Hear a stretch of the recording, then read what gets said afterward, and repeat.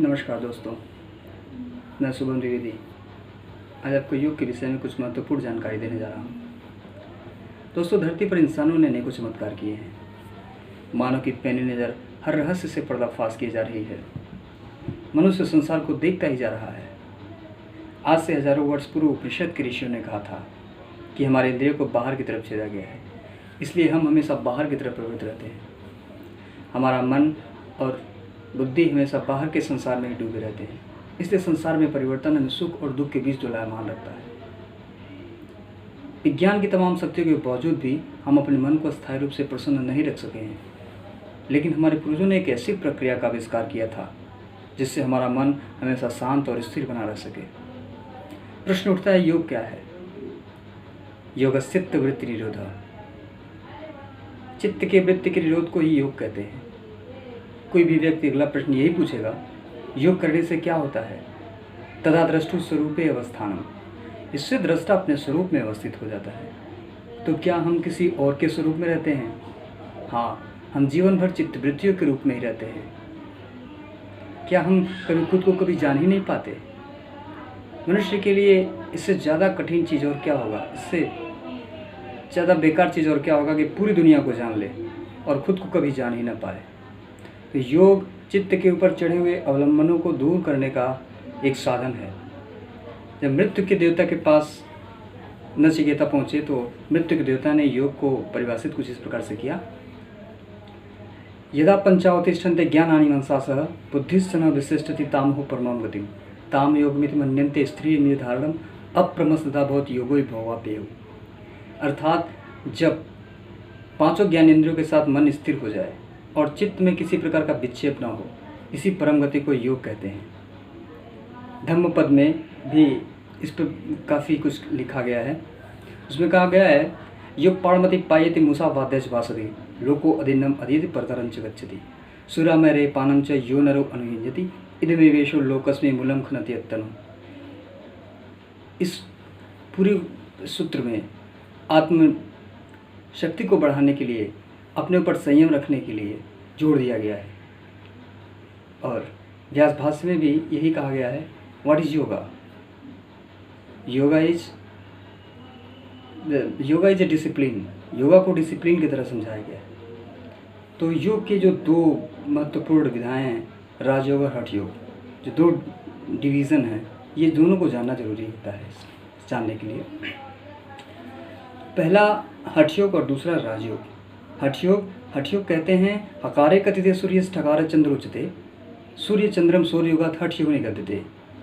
हकार कहते हैं, हकारे कथिते सूर्य नाड़ी को, ठकार चंद्र उच्चते, ठकार कहते हैं बाएं स्वर को, सूर्य स्वर को, और जब चंद्र स्वर को सम कर लिया जाए और किसी तरह से सुषुम्ना नाड़ी में प्राण का प्रवाह ऊपर की तरफ बढ़ने लगे, सारे नाड़ियों के दोष दूर हो जाए और प्राण पूरी तरह से सुषुम्ना नाड़ी में पहुंच जाए, और वो करते करते मूल आधार से स्वाधिष्ठान मणिपुर अनाहत ऐसे करते हुए वो सहस्त्रार चक्र तक पहुंच जाए।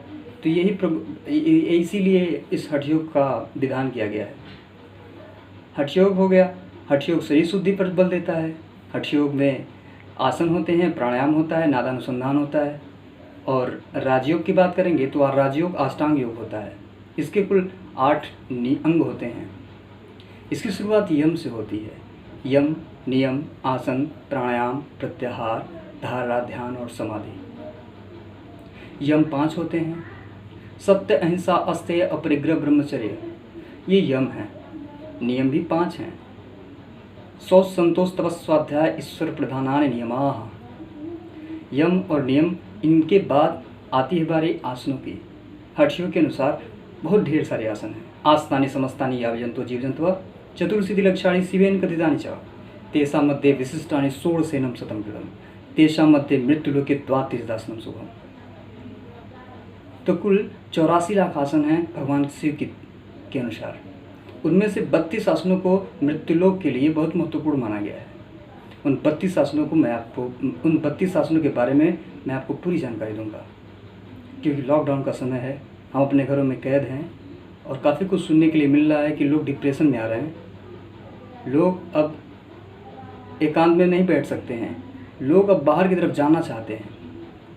तो योग एक ऐसी प्रक्रिया है कि आप अपने घर में रहते हुए अपने आप को काफ़ी कुछ अपने स्वास्थ्य में भी इम्प्रूव कर सकते हैं और ढेर सारी जो समस्याएं हैं हमको बिना दवा के संभाल सकते हैं। और बहुत अच्छा समय है हम लोगों के लिए। फिर 2 हफ्ते का समय हम लोग को अगर मिला है तो हम इसका उपयोग करते हुए योग को समझने का प्रयास करेंगे। हम जानने का प्रयास करेंगे कि हमारी चेतना क्या है। हम जानने का प्रयास करेंगे कि हम इस शरीर के अलावा भी बहुत कुछ हैं। हमारी आत्मा क्या है, हमारा शरीर क्या है, इसके बारे में कुछ जानेंगे। तो दोस्तों, जो ये हमारा शरीर होता है, मानव शरीर, ये 5 तत्वों पर डिपेंड करता है। पृथ्वी, जल, अग्नि, वायु और आकाश। 5 कोष होते हैं इस शरीर के। प्राणमय, अन्नमय कोष, मनोमय कोष, प्राणमय कोष, विज्ञानमय कोष और आनंदमय कोष। इन 5 कोषों के बारे में भी मैं आपको जानकारी दूंगा। 7 चक्र होते हैं, 7 चक्रों के बारे में भी बताया जाएगा आपको। तो हमने अब तक व्याख्या किया यम और नियम का। यम नियम करने के बाद आसन के बारे में भी थोड़ा सा बताया। आसनों के बाद अगली बारी आती है प्राणायाम की। प्राणायाम किसे कहते हैं? प्राण के आयाम को कहते हैं। प्राण क्या होता है? दोस्तों, हमारा जो शरीर है वो कुल 49 तरह की हवाओं से संचालित होता है। इसमें 5 प्रमुख वायु होती हैं जिनको प्राण, अपान, समान, व्यान और उदान कहा जाता है। इसमें से 5 जो उपवायु होती हैं उनका नाम है नाग, कुरुम, कृकल, देवदत्त और धनंजय। तो इन 5 वायु को अगर सुव्यवस्थित ढंग से इनका काम करने दिया जाए तो काफ़ी कुछ इम्प्रूव हो सकता है इस बॉडी में। काफ़ी हम अध्यात्म को प्राप्त कर सकते हैं, हमारी चेतना जागृत हो सकती है सिर्फ इनको सुव्यवस्थित करने से। तो कुल 8 तरह के प्राणायाम के बारे में आपको बताया जाएगा। आसन के प्राणायाम के बाद प्रत्याहार की बारी आती है। प्रत्याहार, हमारा शरीर शब्द, स्पर्श, रूप, रस और गंध रूपी आहार से चलता है। इस बाहरी आहार को रोककर अंतःकरण से आहार ग्रहण करने की प्रक्रिया का नाम ही प्रत्याहार है। और जो यम, नियम, आसन, प्राणायाम और प्रत्याहार, ये जो 5 चीज़ें हैं अष्टांग योग की, ये बहिरंग साधना है। इसे तो हर व्यक्ति को करना चाहिए। इसके बाद अंतरंग साधना की बात आती है। अंतरंग साधना के लिए मैं अगले वीडियो में आप लोगों को पूरा समझाऊंगा। तब तक के लिए नमस्कार।